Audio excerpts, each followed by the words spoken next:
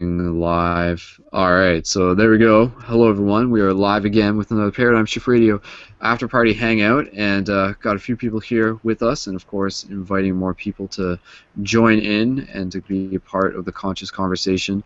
And no, I am not wearing eyeliner. That's a bruise on my eye from a soccer ball that hit me in the face because I was going all out. I had to block the soccer ball and take one for the team, and it just happened to hit me in the face.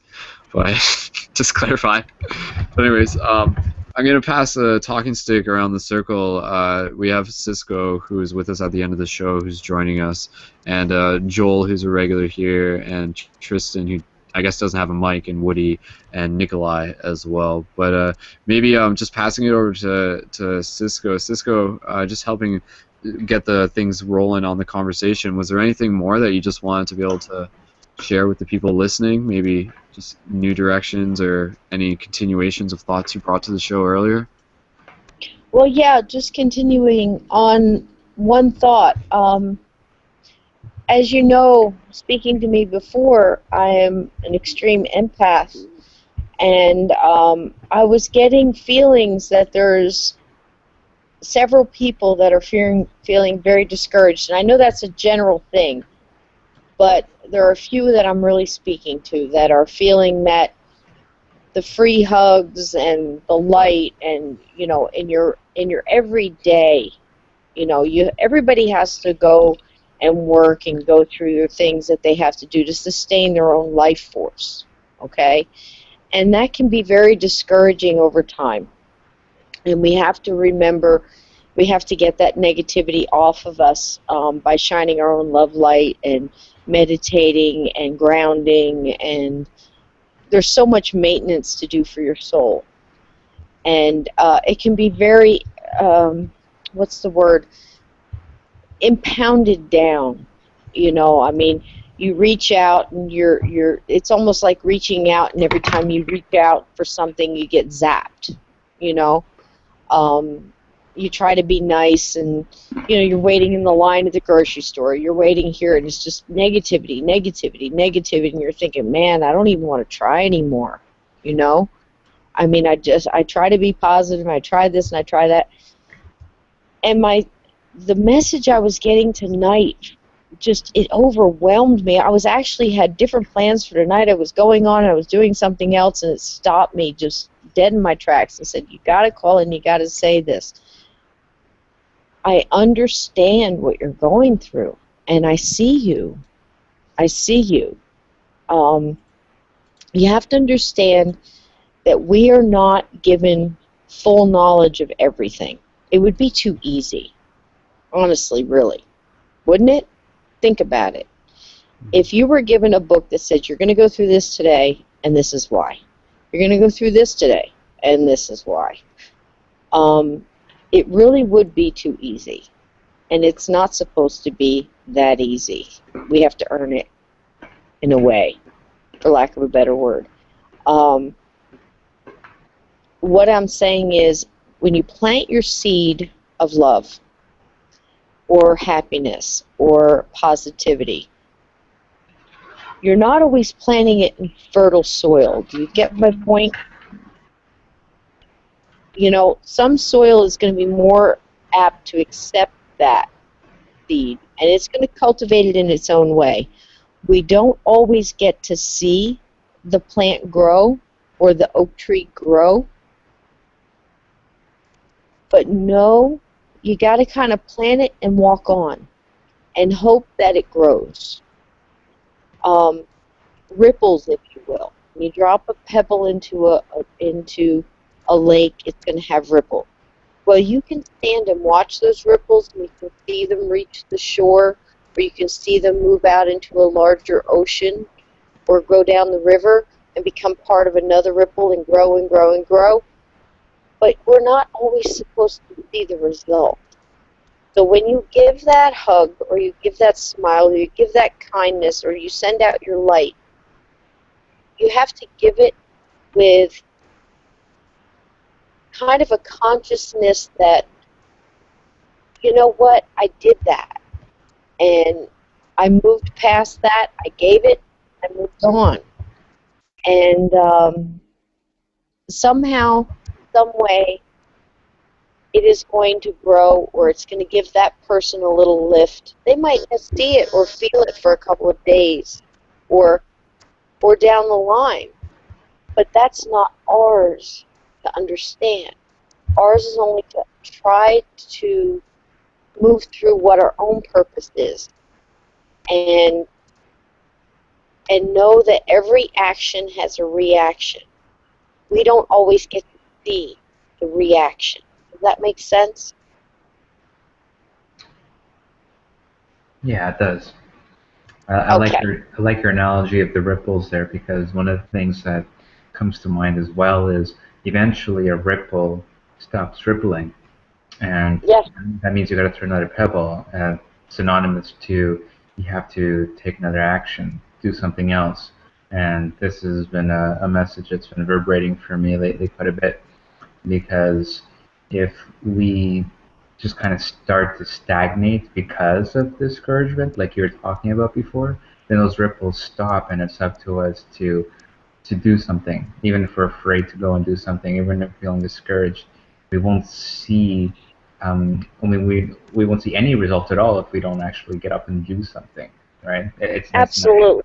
not to be attached to what those results will look like, but just to know Absolutely. that something positive will be returned in our way, and a little bit of hope can be more easily seen because we start Right. moving again. And literally, it's like when we move and take action, our life force grows as well. Correct. Correct. You've got it. You've got it. I mean, you may not be familiar with me, but like I said, I'm Native American traditional, and what that means is we care more about our traditions. We don't want to be extinct. We don't want to be wiped out. We don't care about casinos and money and government handouts and things like that. Um, we care more about teaching the youth the things that they would need to survive, and the things that are important to us.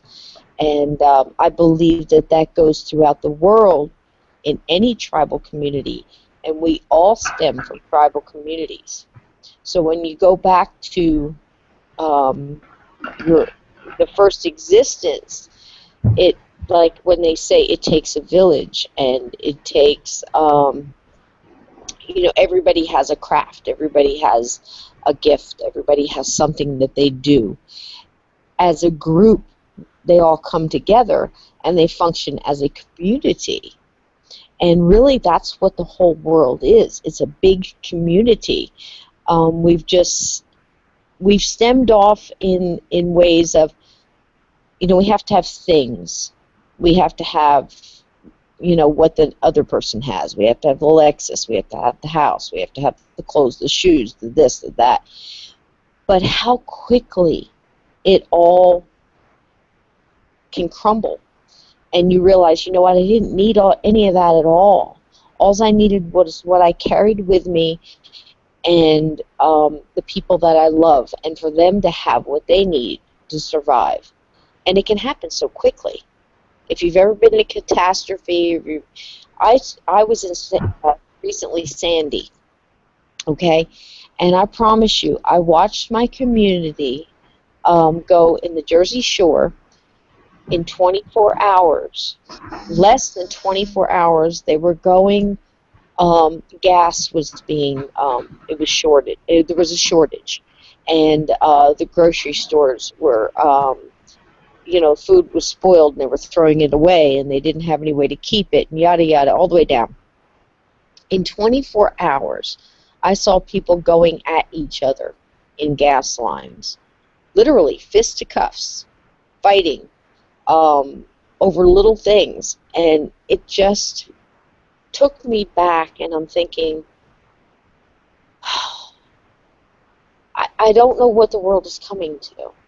And if we don't realize the things that are important, and if we don't realize that we are all connected, and if we don't realize that if I do harm to you, I do it to myself, and if we don't realize those things, then how can we realize that when I love you, I love myself.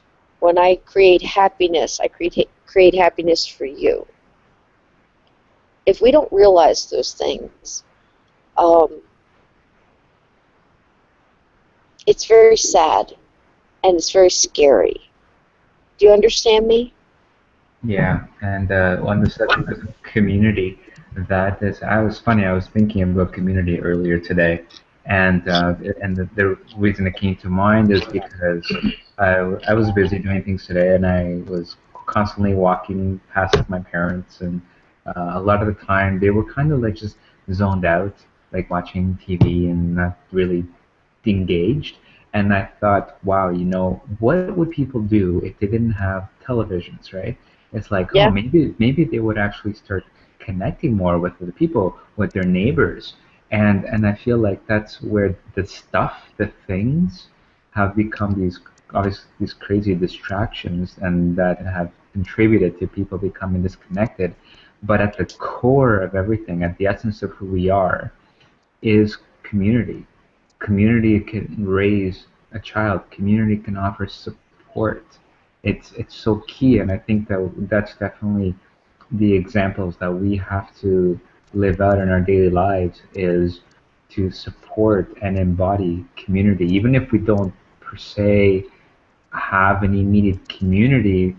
If we still think with the community mindset and act as though the people we engage with are part of our community, I think that can only result in loving actions towards others and forging of new relationships as well. So I think that's like so super important to it is. emphasize and to demonstrate with our actions. It is, honey. It is. And that's why I love this group so much. I stand back and I watch, and I'm nobody. I'm just another soul trying to get through life till I get to the other side.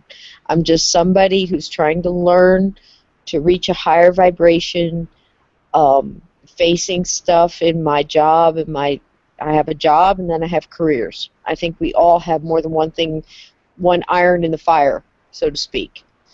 And we've had to learn in this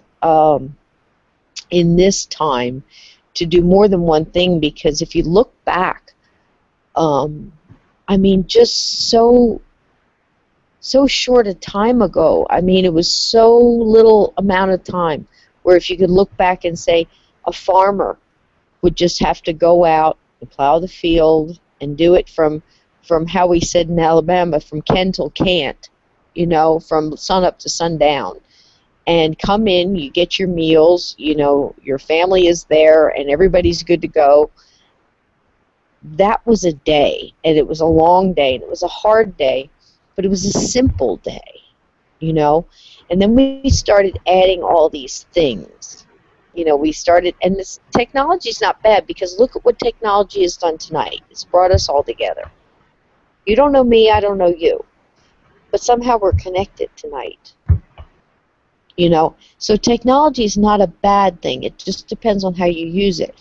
And when you get distracted by, as you said, your parents watching TV, and if they didn't have that, what would they be doing?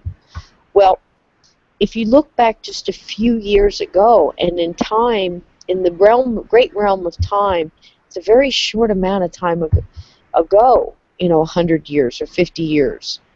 And I honestly believe that this world is coming to the point where we're reaching a breach of technology, where everybody, if you look now in the restaurants, everybody's sitting at the restaurant, and you'll see a family sitting there, and everybody has a phone, and everybody's playing on the phone, and they're not communicating. They're eating their food. They're probably not even tasting the food, and they're not communicating with each other, and they're all texting or doing whatever they're doing, and they're not communicating. They're going in the car, and they're doing their thing, and then they go home, and they do whatever it is they do. We have families that are living in the same house that don't even know each other. Do you understand what I'm saying? And that's scary. Where if you just go back to 100 years ago, not even really, you could probably go back to 20s and 30s, and people spent time. The dinner time was meant to talk about your day, how was your day, that kind of thing. Everybody knew what everybody else was doing, and they were engaged. People are disengaging, and I think by disengaging, we are becoming more, I don't know what the word is, not disillusioned, but more desensitized to each other. And we're able to turn our heads away from the things that we see on the news, people suffering. We think, okay, well, it's not happening here, so I don't have to worry about it. But you know what? We are all connected. And if it's happening somewhere else, it's happening to us. And if there's a woman holding a child and they don't know how to feed that child that night, and there's bombs going off and there's this going on, that is negative energy being sent into the universe, and it's bouncing off of everything. But if we send the same amount of love, a little bit of light, a little bit of love, a tiny, tiny pinpoint of light will brighten a darkened room. And if you make that light, if you collect that light, and you bring in more of it via people and their energy and their love, you can make even a larger space that's darkened light. Do you see what I mean? And that's what this show is all about. That's what Paradigm Shift is about. One hug at a time, one soul at a time, one smile at a time, and you put it out there, and you just know, hey, I felt better for doing it, and you move on. You don't worry that that person didn't respond the right way. You don't worry that, and that's what I meant by planting your seed in soil. Some soil is more fertile than others. And I don't want to keep going on a rant here, but I'm feeling that we're losing people. And what I mean by that is people are getting discouraged. They're getting overwrought. They're going to the grocery store and they're seeing that the prices are higher. The gas is higher. The jobs are harder. The pay is lower. Everything you can name. The news is more dim. But you can still smile. You can still hug. You can still love. You can still listen. You can still understand.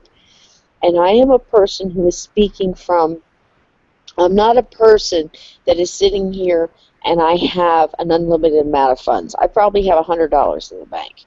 I make about $200 a week. And I bust my tail to do it. But I am at my job because I sit in a room. I work at a huge craft art store. And my job is to make samples out of what we have to display. And I sit in this room and I paint and I create and I do my thing. And there's a chair in my room. That chair is what I call the chair of hope. And it sounds funny.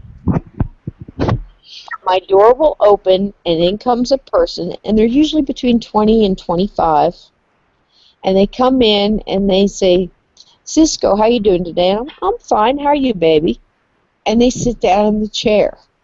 And I'll probably cry now, but I'm going to tell you this. They sit down in the chair and they tell me everything that's bothering them. In about 3 to 5 minutes, I give them a little light. I give them a little hope. I tell them, you can make it through this. This is nothing but a thing. You go out there, you put a smile on your face, you're good to go. And they leave. And they leave happy. They leave enlightened, and they're bouncy. You know? I change them from an Eeyore to a Tigger, if you know what I mean. And they go off on their day. A few minutes later, somebody else comes in and sits down. And that's what happens all day long. And I look around the room and I go, I'm not here to create art out of things. My job, my creator, my higher power has put me in this position because I'm here, people know where to find me, and they come in and they get their little bit that they need, their energy, their light, their hug, their love, and they go out in the world of darkness and they create sunshine. And that's what I do. And that's what I'm trying to do tonight. Does that make sense? Yeah, I'm not surprised that there's this perception of things getting harder, less jobs, the uh, prices going up, all that kind of stuff. I feel like it's sort of a kick in the butt to get people to rise up indirectly because it's like, what will it take, right? And so then I feel like at least one of our jobs is to help people make those connections to realize that it's not all just happening arbitrarily or because of something that you're powerless to. It's happening because you are not acting in your power, right? So that's where it's like building those individual rapports with people like you're talking about seems important. Like, for example, and I totally blame myself for not being more proactive in this respect. But like with my parents, like I could have had it, even though I didn't. I could have had just a bit of a just started talking to them, start up a discussion on something that maybe what they were watching or just a general topic on a level that they understand, and then introduce points gradually to get them to widen their consideration about why those things might be as they are, because they're just so, like we talk about, desensitized. They're just so used to the same thing, same thing, same thing. And Right. so it's like we need to introduce new little subtle perspectives that are not too far reaching, that they'll still be able to grasp and be interested in and exploring. But it definitely does take that active engagement and participation and encouragement. And I guess I know for me, and I think for many, it's sometimes it's the most difficult people to do that with is in fact our families, because we see them every day, and it's the easiest place to get discouraged. So maybe those are some of the places where Well, we need to do it most. I you're don't know. emotionally connected to them as well. I think it's almost easier to connect to a stranger than it is to somebody we're emotionally connected to. I It think that's is. natural. It is, because it's like we have less reason to fear Correct. judgment from that stranger because they don't know us. So why Yeah, would they have any motive to be judging us yeah. up the get-go? Whereas with family, they come in with presuppositions, or we presuppose they Yep. come in with presuppositions, and then that makes that puts up walls, and then we don't engage as readily. And Um, our baggage that we bring with us too. It's like, what did he mean by that? Why isn't he talking to me? I mean, and all of that is in the spiritual people that I'm also an empath, and I do things like my main I have I went for an angel reading the other day, which was just an awesome experience. But the thing was that flipped the lady out that was doing. She did angel cards, and I don't know if you know what that is, but that it's tarot cards, but it's done through angel readings. Okay. Now you can believe in that or not believe in that. It doesn't matter. What this point is that when she flipped it over, she said, "You wear so many hats." I said, "Yeah, I know." I said, "It gets very confusing sometimes, but I just kind of do what I need to do at the time." You know, it's like, yes, I have a job doing what I do, and then I have a career, and I run a business, and I do this and I do that. But it's basically we are um, who we need to be at the time. And my main love, if I could do it all the time, would be going and helping those who have passed who cannot cross. And that basically means what I deal with most of the time is I will go, all right, here's an example. Last year in October, I spent the night on a battlefield in Gettysburg, and Skull knows his story. And I did that because I was bitten by brown recluse spiders, 5 in one night. And I handled that traditionally through herbal cures. And when I went to a couple of doctors just to get a diagnosis, like say my kidneys were failing or something else was going on, the doctor would tell me this was what's happening. I would sign um, against medical advice, and then I would go home, cure it herbally, and come back to get the diagnosis of how I did. And I went through that for quite a while. And I went to one of these doctors, and they told me, look, you've got about 4 months. You got 4 months to live. Go fix all of your household, your will as it be. And I said, okay. Well, I'm a single mom with 2 boys. What do? I sit the boys down and I tell them, the doctors are telling me I have this long to live. What do we need to do? What would what do you do with your life when you're only given 4 months to live? And I thought about it.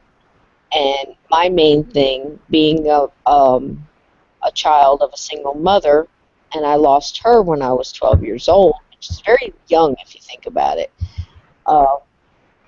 I knew how that scarred me for my life and how it held me back in some ways and jaded me, so to speak. And I didn't want that to happen to them. So I thought, what can I do to show them that our time here is not all there is? That show them really quick, without a doubt, what, I don't know how to put it into words, but that this is not it, that there is life after life. And I said, okay, well, I'm going to a place where I know something will happen and I can show them without a doubt, and they will not be able to dispute it or to question it away, so to speak. So I took them to Gettysburg on Halloween night. I had been going around and cleansing houses and helping people spiritually for a long time. I had kind of kept that away from them. They knew a little bit about it, but they never went with me. I took them on a battlefield Halloween night, and there was definitely things that happened. And I crossed about 7 soldiers, and they were there. They had evidence. They had electronic evidence. They had technical evidence. They had visual evidence. They had feelings, their own self, and they saw what they saw, and they felt what they felt. They could not dispute it. So that's how I dealt with it. That's what I do. I sit here knowing this is not it. That this is whatever your religious belief, whatever your higher power is, whatever you choose as your spiritual path.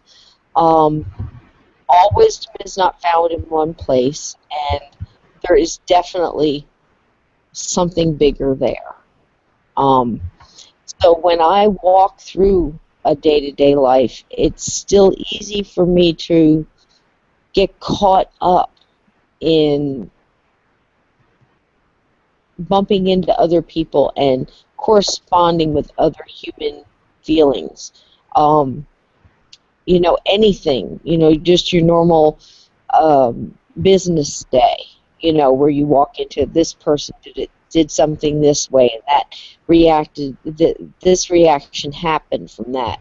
And, they're reacting in, either greed or jealousy or whatever it is they're reacting in. You have to realize you cannot control other people. You can only control how you react to that, if that makes sense. And how you react to that is what you carry with you. So if you can look through your day and you can say, wow, that guy is like, he's out. He's way, way, way out there. He's, whatever, psychotic or caught up or whatever you want to say. And this person is this. You can't control that. You can only control how you react to that. And when you start reacting to those people with love and light and not giving them the negativity that they're seeking, you'll tend to start seeing the negative people avoiding you. They're not coming at you as much because they're getting nothing from you that they need. And what they need, what negativity needs, is negativity. What love needs, love doesn't need as much. What love wants to do is give. Does that make sense? Love wants to give more love. Love loves to get love back, but it doesn't need to give love back. Love is self-sustaining. Negativity needs negativity to survive. And if you can think about it that way, your day really seems to be a little bit better. So if you're spending your day trying to get, on the subway to get you to your job, and you're getting to your job, you're getting on the elevator, you're going to your cubicle, and you're doing your thing, and you're talking to people, and they're negative, it's very hard to be positive through that. But if you can think that the more positive I am, the more the negativity will go away, the more it will resist me, the more it will be reflected or deflected from me, the better off you are. But it's very easy to get caught up, and that's what meditation and grounding and regrouping, whatever you want to call it, whatever group you fall into, that helps you so much. And it helps you like, I can do this. I made it through my day. Now I'm going to light my candle. I'm going to listen to my music. I'm going to do whatever it is I have to do to just beat myself back so I can go back and do it again. And you're not just doing it for that. You're doing it because you're raising yourself on a higher plane. You're vibrating at a higher frequency. And eventually, when you pass, you're going to move into a much higher plane. And those who vibrate on a lower frequency are going to stay on a lower frequency. They are their own punishment, and they are their own teachers when it comes to that. You're going to rise above that. There's no need to have that feeling of, gosh, I wish I could get that person, or wish I could get. That's just feeding into the negative. Let it go. That's their own thing. Their own luggage. Just because somebody brings you luggage and sets it down in front of you doesn't mean you need to pick it up. Walk away. It's not yours. I have a saying, it's something like, not my monkeys, not my circus. I'm moving on. I'm going to do what I have to do, and I'm going to do it my way. And I have family that's nuts. I'm just telling you right now, they're just wacko. And I love them dearly. I'm not responsible for the wacko. I don't have to engage in it. I don't have to participate in it. I love them dearly. Here's my hug. Here's my love. Here's my blessings and my good wishes, and I'm moving on my journey. And if you can do that, it's not easy. But if you can do that, the more you do it, the easier it gets, just like doing push-ups. One day you can do 1 or 2. The next day, you can do 3 or 4, 5 or 6, 10, 20. The more you exercise that, the easier it gets. Does that help? Like what you said earlier, the story about like in your job, you literally have like a chair there, whatever. People come and sit down, and you just have this, a talk and alleviate that space you hold. You will help the person alleviate whatever woes they came in with, and it made me think about stuff that I often associated with regular mainstream society that I almost indirectly condemn.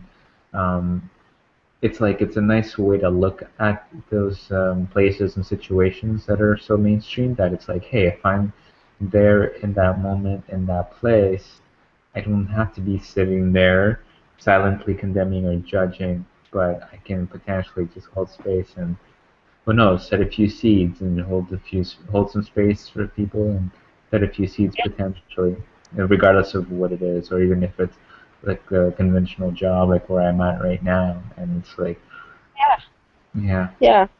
We are in a space that we need to be at the time. Native Americans always say that we are where we're supposed to be, and whoever's supposed to show up is there. It's that kind of thing. It's very simplistic.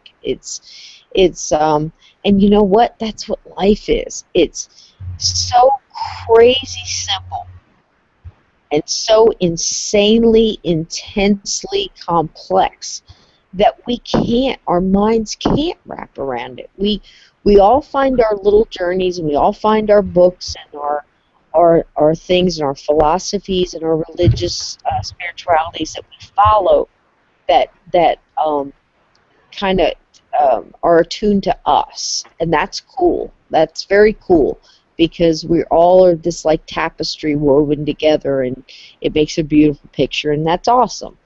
Um, and that's what it's supposed to be. You know, if we all started off in one place and we all veered off in different directions, it makes sense that we're all going to pick something different. You know, and we're all going to be a different color. We're all going to be a different, have a different flavor, if you want to, you know. And that's just the way it is. We're just a tapestry, but we're all the same cloth, if that makes sense. And what a dull cloth it would be if we were all the same color and the same flavor and the same texture. You know, what would we learn? It would be so dull. And can you imagine being in a world where everything was just awesome every day? You know, what would we learn? You know, if there was no pain, and I know it sounds sad, but if there was no pain and no sorrow, and there was no conflict, and there was no strife, and there was nothing we had to work through, what would we learn? We would be a bunch of fat slugs laying on, you know, the leaves of daisies, smoking a big joint, drinking a beer, and go, wow, look at the sunshine, here it is again. You know, what would we learn? Nothing. Nothing. I don't know. When it comes to that, personally, I really feel like I'm done with it. Like I'm done with being born into these dramas that cause traumas for us to deal with and have hardships and learn and grow. It's like it's been there, done that. Is kind of like my feeling towards it. I really do look forward at the slightest possibility of humanity being able to kind of transcend beyond that set of parameters and how we learn and just be this whole as a utopian like space and quality about us and community, right? So that Yeah. it's no longer about judging or no longer about differentiating between what's the good and positive that we have based on the past negative experiences rather than, well, now that we are just in a good space, let's actually be unlimited in our creativity. And because what is it that sets humanity apart from any other species? We have a will and to create, to to express creative thinking and imagination. No other Yeah. species that we are aware of on this planet has that capacity. So if we just got rid of all the BS and maximize and honed in and maximize those unique abilities that make us human, then I think that we could only imagine at what we'd be able to do. So that to me is like that's where I kind of draw a little bit of hope from. It's like, okay, let's see what new things can humanity merge into. Because honestly, like the whole pain, pain, love, contrast, blah blah blah. We've been at it Yeah. for a very long time. I think it's like time to move on. Yeah, I understand. It can be very, of course, you're understanding. You have to understand who you're talking to, and you don't know me, and I'm nobody. Okay, I'm nobody. I'm not sitting on any kind of a, you know. I mean, I'm Native American, but I'm telling you that when you become an elder, there's so much that you have to be. You know, you're not just an elder because you're old. You know, we put our people who are older high up there because we figure if you've survived this long, you've brought with you some wisdom. That's plain and simple what it is. I mean, and that goes in any community. You know, if you have somebody that's been through life, obviously they've learned some things or they wouldn't be here. You know, and it's possible they just got through by luck. You know, but chances are they learned some things along the way. So there's some wisdom to be gleaned there. You know what I mean?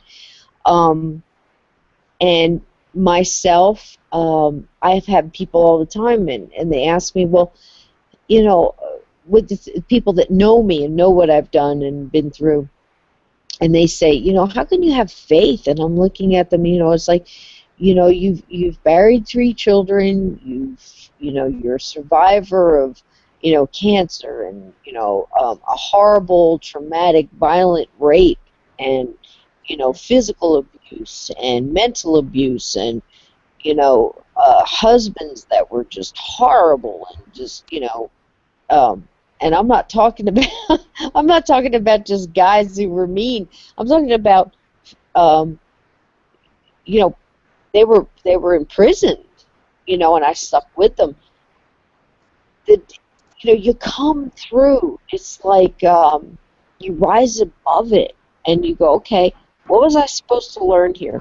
Not really sure what I was supposed to learn here, but I got through it, and you know, what can I take with me? Well, I can choose to drag the whole thing with me, all of the garbage, you know, and like, oh, feel sorry for me, and oh, woe is me, and why me, and all this other garbage. Or I can go, you know what, I survived this, and if nothing else, I can take what I learned from it, and I can help somebody else who's just starting to go through it. And therefore, I can turn a negative to a positive. And in that case, in Native world, we take our characteristics from animals. You'll hear a lot about medicine. Are you familiar? Yes. Like bear medicine or crow medicine or this. Well, natives spend a lot of time watching and observing nature. And like the tenacity of a spider. What do you mean? What, a gross little insect? Yeah, a gross insect. Because that spider will spend all day spinning that web. And when a strong wind comes through, or an animal comes through, or a stronger insect, or a person, human being, whatever, comes through and destroys that web, does the spider stand back and cry and think, why me? Or does he start building the web again?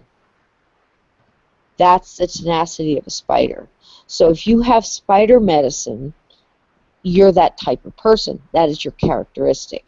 If you have, now myself, I have what we call buzzard medicine, which consists of seagulls, vultures, buzzards, all that other stuff. And at first you'd think, what? Oh, you know, buzzard medicine? But that was a high honor to have, because when the elders came to me and said, you are cleared to wear buzzard feathers in your hair, on your regalia, on your own, you know, ownership of, or at least kinship to a pet or something, a horse or whatever. What that was high honor, because what that meant was they came to me and they said, we have observed you through life and over time, and you have that characteristic to change a negative to a positive. And in this life, I think a lot of times that's what we're supposed to do. Not so much turn a negative to a positive, negative experience and glean from it and go, okay, I don't need this, I don't need this. I can take this wisdom from that, and I can, you know, adhere it to other things. And when you realize that this is not it, I can tell you that like I know, because I do. I've been there. I've died 3 times, the spiders got me, and I've drowned twice. So when you cross that, you come back and you bring a higher vibrational energy with you. And for whatever reason, it may be that I was like not your time, sent back or whatever. A little bit of knowledge with you. You're not allowed to have a lot. Bring back something. And what I brought back with me is, this is not it. And we are here to learn. And it's not about vengeance and, you know, I hope that guy gets it because I'm over here and I'm doing my job and he's not being punished and he's not doing his job. It's not about that. It's about, I'm doing my job and I'm moving on. And anybody that catches that light Anybody that wants to come with that positive, anybody that wants to bring light to this world and knock out a couple of negatives with a positive, fantastic. Come on board. And that's kind of the way it is. And in this world, you can always seek and find somebody that has it a little harder.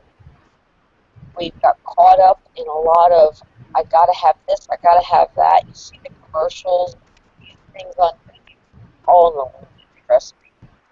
And you think, gosh, these people look so happy. And she has better shoes than me, and he's driving a better car than me, and yada, yada, yada. Why him, why not me? And we get so bogged down by that garbage, we don't realize that what we're carrying with us is so much more valuable. And that's the love and the light and our own being, and that is very important. And no matter what you carry with you, people 100 years ago didn't have half the things we have, and they did just fine. You know, I'd be happy living in a tree somewhere, as long as I could feed the animals that came around me and take care of my kids and take care of myself or provide for them in whatever sustenance they need to get through the day. That's awesome, you know?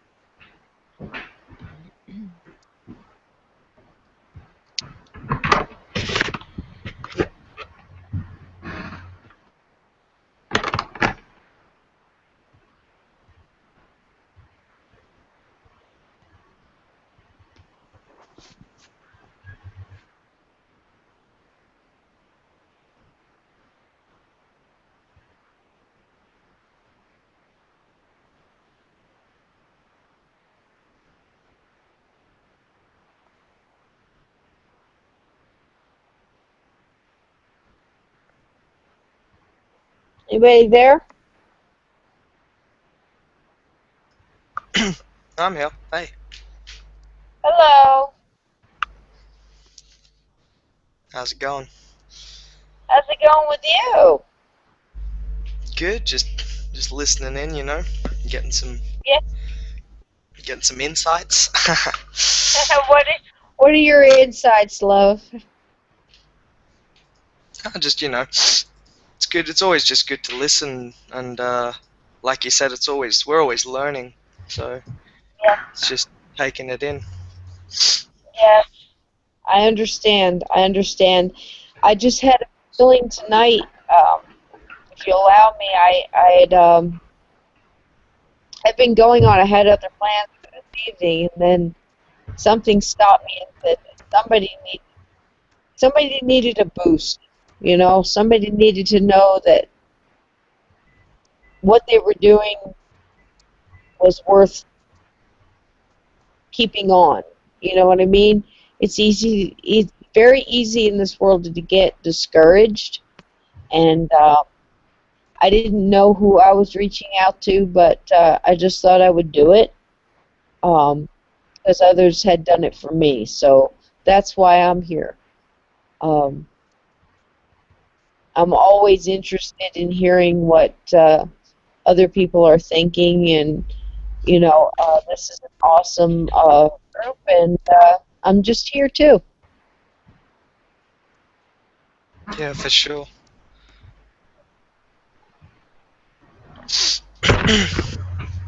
I think Skull is gone. Is he gone? No idea. Might be just on mute, but Okay. And I don't know who else is here, but if anybody has anything that they want to add to what I was saying earlier was some of the younger individuals. I didn't want them to quit doing the things that they wanted, as far as putting their love light out there. And my thing is, I'm much older, and I really believe in our youth, and that has nothing to do with age. That has to do with carrying on this whole paradigm shift, and a little bit of love will wipe out an awful lot of hate and darkness. So that's kind of why I'm here tonight. Does anybody have anything you want to add?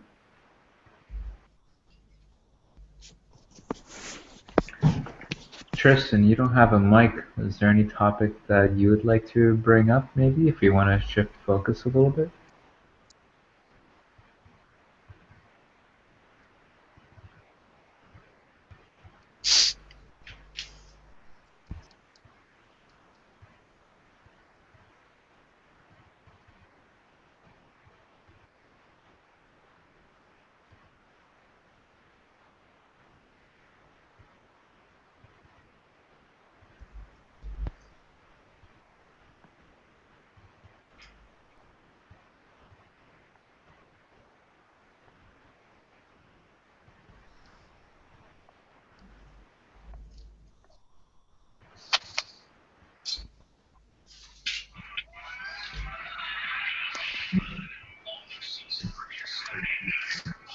So, how do I get out of here? Where is here?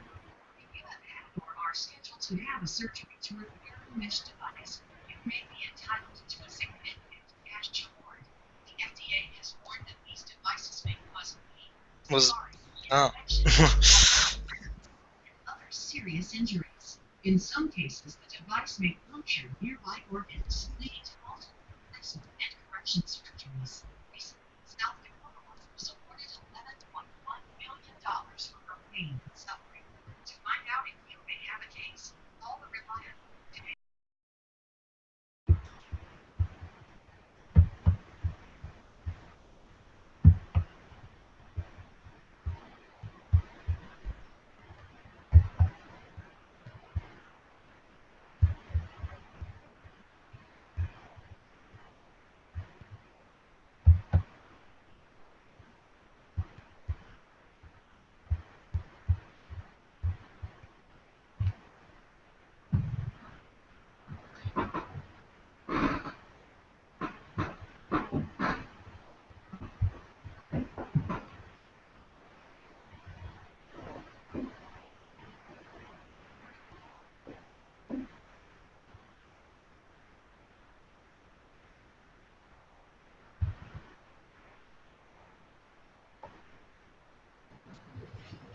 Hey, are you guys still there? You guys hear me?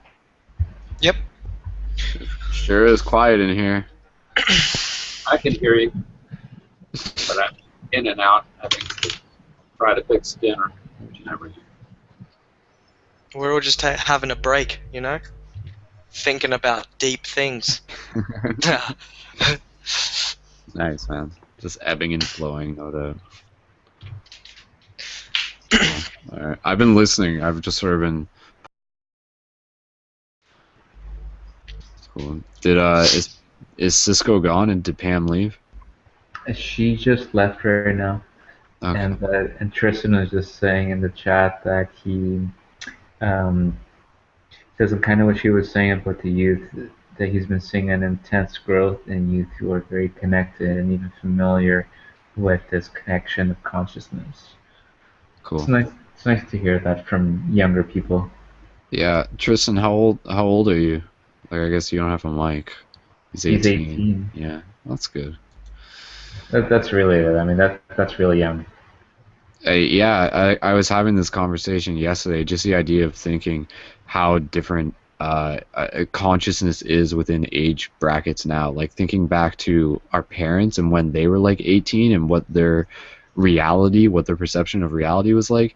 Like, they didn't really think about trying to change the world or trying to bring about like all sorts of crazy shifts. Like, their reality was more about kind of hanging out with like friends and going bike riding and getting like popped down at the corner store and just like doing stuff, you know, opposed to whereas now we have like this huge vision of the entire world all at once. Yeah, it's true. Like I find it to be not overly stimulating, at least not like to be the regular thing where, I'll go hang out with some buddies and go for a bike ride or just talk or play a game and things like that. Like if I were to do that on a regular basis, I'd get so bored of it really quick. Like even just doing it once, like I remember video games, for instance, like I used to play them. I used to be quite a gamer. And if I were to turn on a game now, after 5 minutes, like I'm bored of it. Like I can't connect to that way of passing my time and using my resources. Like everything I think about or want to do, it's always connected to like a bigger picture. Like I want to be contributing in some way to something bigger, not just letting time pass by idly, you know? Yeah. For sure, man. Cool. Are you guys? Yeah. If I was just gonna say, if I step away again, are you guys cool to sort of continue the conversation? Like, I feel like we could probably end the broadcast early if things are You quiet know again. what? You probably might as well because Mohammed is the only other person who's plugged into here right now. Everyone else is muted, can't talk, or Yeah, yeah. just listening. I know So Woody's listening. Woody yeah, can what is a talk. He's just listener? quiet, so I'd like to. Ain't that right, Woody? Well, I'm here and there, uh, in and out, fixing dinner. But when I come in here and listen for a while, then I have to leave and go stir the pot. But so I'm just sort of lurking here. Well, that's good. That's awesome. Well, Tristan just mentioned that he, like about one third of the people that he knows in his city, have a really positive outlook on the bigger things. That it might not seem like a lot, but from when he was 15 to 18, he started noticing that they think about life. And he feels like his presence helped a lot in the people that he knows to change for the better. That's awesome. And that's in Spokane, Washington. Is that what that is? The abbreviation? I think so. Correct. Cool. Yeah. Seattle, New Like Seattle. That's cool. even That's even awesome. even here, like with I've noticed just really over the past couple of years. I mean, I know this kind of. I mean, this isn't new. These kind of ideas and this sort of consciousness. I mean, this has been around for a while, but it was really kind of not really many people knew about it. But I think nowadays, like I even people that I've met a couple of years ago, and I mean, I was probably pretty similar, but like just people who didn't really know about much and really was just like, yeah, I just got to work. I just want to work. I just want to get lots of money. I just want to do this, do that. But then yeah, yeah, just people yeah, and then now some of them are just they can't, like, some of them come and like talk to me and ask me like about these questions and ask me what kind of things I've like been looking into and all like just I also just agree just that there's more and more people that just, even if they don't know what it is, they have a feeling like they want to know. Like it's like a, I don't know, but it's good. It's definitely good. Like for sure.